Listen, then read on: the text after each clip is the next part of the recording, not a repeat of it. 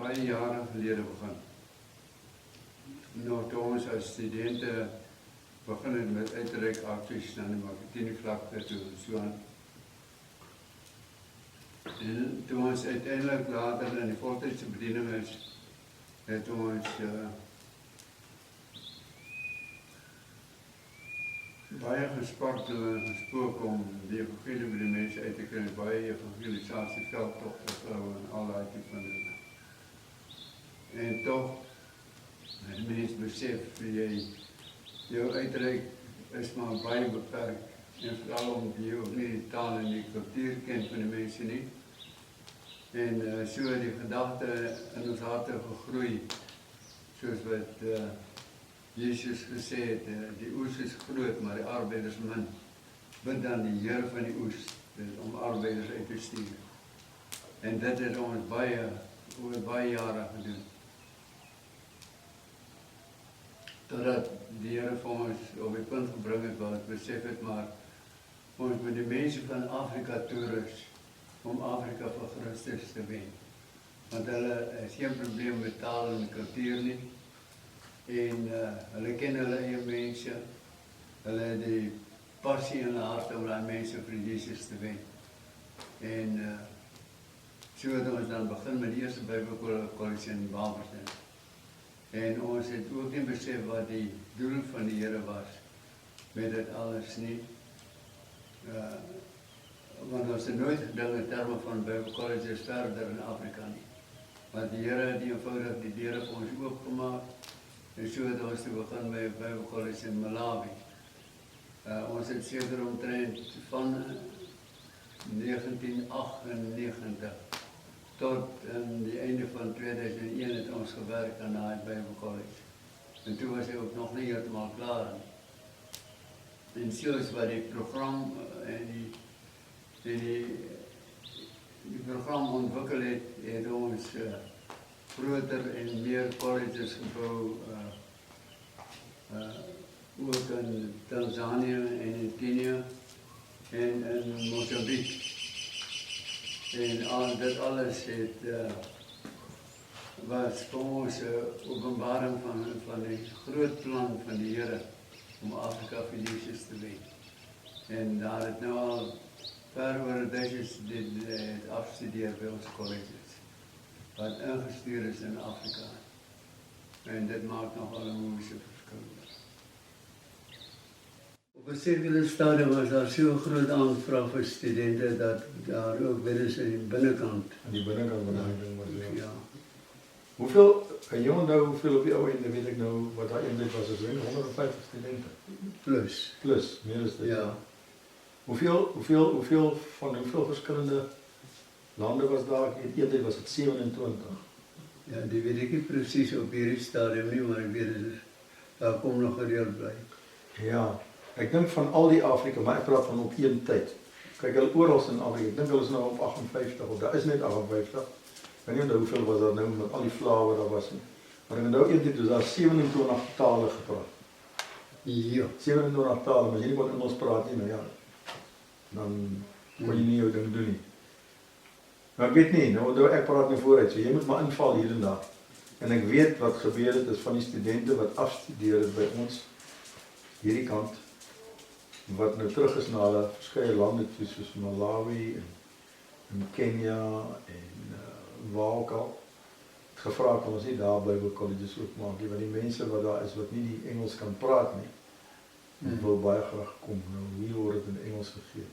So dit het agterna gekom, iets wat ons nooit wat ek nooit aan gedink het, en gedog, dis hier waar ons gaan wees en dit is wat ons gaan doen. Ja. Maar nou ja, het ons nou uitgebrei. Nou jy kan uitbrei waarheen was ons waarheen. Die eerste Mozambique toe. Nee, ons eerste vir alles het dus Malawi toe gegaan. Daar by Willem.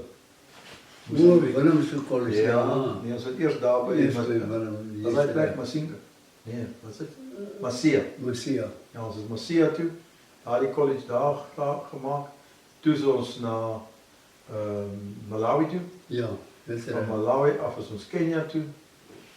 Van Kenia af tussen by die Maasai. En daar nou is ons bezig met Tanzanië. Ja, dit is natuurlijk ook afgekomen Mozambique toe. Die Katholieke. twee katholieke, so daar's nou 2 in Mosambik, dis reg. Daar's nou 2. En die volgende een is wat? Burundi. Burundi is daar. Daartoe ons al klaar gesê ons het 'n plek.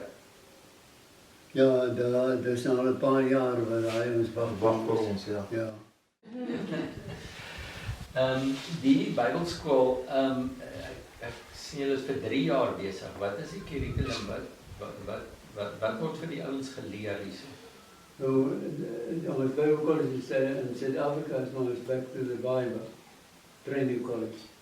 So dit is ons hoofdoel om mense terug te bring na die woord van die Here toe.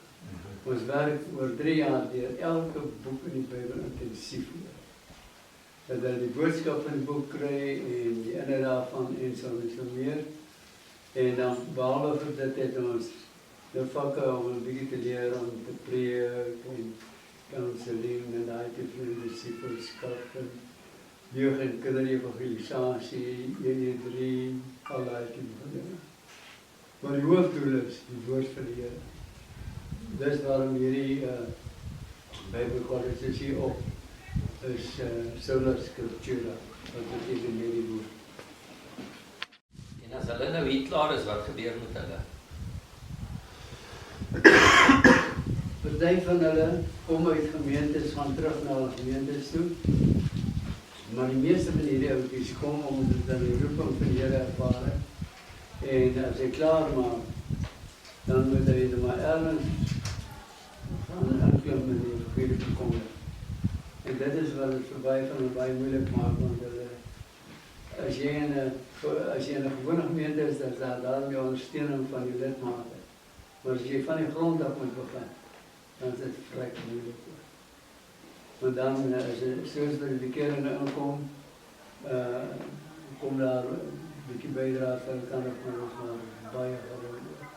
Maar as jy nou in 'n arm land, soos hier, kyk vanmorgen met daai mense met hulle wit hempies, daar baie van hulle, wat die aankom net met sy hemp en sy broek wat aan sy lyf het.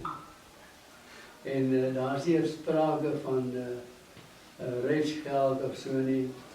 As daar nie hulp kom van die elders nie, dan soos daai ene keer sê môre, dat het nog nie gekom van die tot nog met reiskoste. Toma conta da minha vida, Senhor. Toma conta da minha vida, Senhor. toma conta da minha vida, Senhor. toma conta da minha vida, Toma conta. toma conta, toma conta, toma conta da minha vida, Toma conta. toma conta, toma conta, toma conta da minha vida, Senhor. toma conta da minha vida, toma conta da minha vida, Senhor. toma conta da minha vida, toma conta da minha vida, Toma conta. toma conta, toma conta da minha vida, Tristeza. toma conta, toma conta, toma conta da minha vida, Alegria. toma conta, toma conta, toma conta da minha vida. Greetings in the name of our Lord Jesus Christ. My name's Rav Shama Gondwi. I'm a believer, and right here I'm in Tanzania where I'm doing this interview, but I'm a Malawian based in Lilongwe, the capital city. It is quite a bit difficult to say it is a place conducive for the ministry in the sense of we as human beings, I'm talking of in the flesh or carnality, we desire good things, we desire good places to do the ministry, but this place is a bit different with those things, that faster things that we would expect to have, especially in towns or in cities or in developed places. This place here in Mlimba is very typical. I told you I came here in 2014 and 2015. It is a bit different today. There are a bit of structures and developments, but then it was very, very down, and no one at first thought would like to stay here. But one thing that I I'm so grateful with the Lord is that He gave that burden in our hearts that we should still survive in such an environment, to survive in such a place where talking of magician is a common thing to do. Other people, they call this place as a dark place or dark cloud place, and but by God's grace we have survived. In 2016 we were blessed with the late Johan, who passed on by car accident. But when he came, it was a blessing because we saw to it that we've been 2 years without doing anything, and by his coming probably would begin to elevate few structures, and fasting now speed up the process of building the college and get it registered and start the college. But it is something that even up to today we don't really understand as to why that tragedy has to occur. I am on not so much of the opinion to write so much of the rumors of people, the speculations and the like, but the fact remains the same, that we cannot define as to why he has to go home so early like that in a tragedy accident like that. Because the speculations or the rumors are saying these people is too dark and he doesn't want the light, you see. So we've had a lot of experiences, tough experiences that would have made us to say, no, we quit.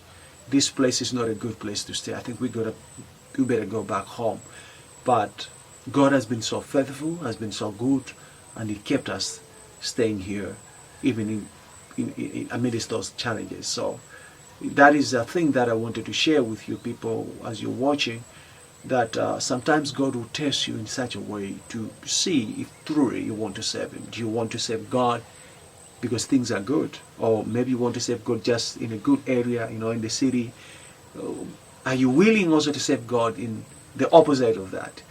So that has been a lesson to me, probably many lessons that have been taught from God in this area. So that I want to encourage also people outside there who might want to support ministers. I would want to say, not me as an individual, but here as a college. You see, the college is a bit struggling to get established, but rise on other people also who take something from their pocket and support. I want to take this chance to say, please support us, and we are willing to get this college established and get it running. Even if then we go, but as long as it starts running, it'll be good. Then, with all those rumors that we're hearing or we've been hearing, at least if the college is there, then we are sure that there will be light. If we train, to me, 20 people, let's train 20 people who are faithful, and they start churches around here, I see light in through such a channel with those people. So we as a college, we cannot manage to train those 20 people if we don't have the support. So we need the support to train those people. If we train those people in effect, then there will be light, and these people will be saved. Thank you very much. God bless you.